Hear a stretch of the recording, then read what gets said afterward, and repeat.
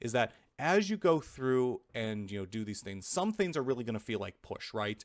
Like, or some things don't really mature. Like if you're going to learn like a new skill, like maybe you want to learn AI or compute, like a quantum computing or something, you may be doing a lot of the pushing. Like like right now, damn it, I believe spatial computing is going to be one of the biggest areas in the future, where it's like there's going to be so many needs on so many different areas.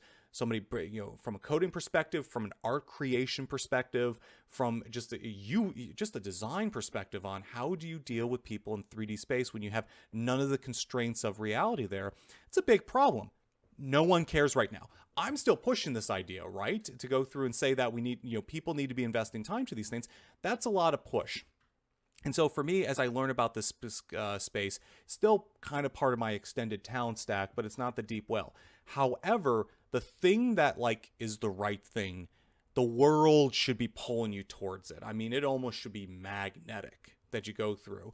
So for me personally in my skill stack, that would be my operational knowledge.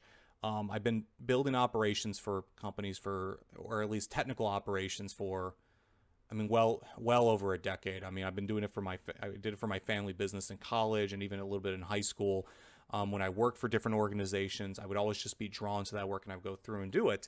And now it's, when I entered my new job as a DevOps engineer, within 6 months, I was fixing problems in our agile process. Within a year, I was named our ops excellence lead, and I actually had two jobs basically where I was doing both DevOps and operational ops excellence lead.